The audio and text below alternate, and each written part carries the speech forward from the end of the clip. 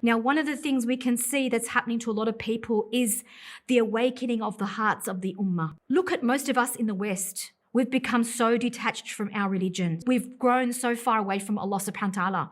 And this is actually awakening the hearts and making them realize that without that strong connection to Allah subhanahu wa ta'ala, you're going to feel so vulnerable and weak, and you're not going to be able to understand what's going on. Having a strong understanding of your aqidah as a Muslim, your Islamic belief. And that's the difference between a lot of us in the West, where we've actually become very distant from the roots of our deen, and our brothers and sisters in Gaza who've got that foundation, and that's what's making them so resilient. And people are just shocked with their level of resilience.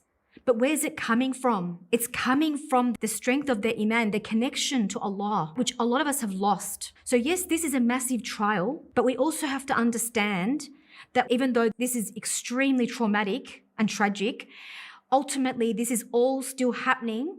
And it's part of the wisdom of Allah subhanahu wa ta'ala in why Allah has allowed for this to occur.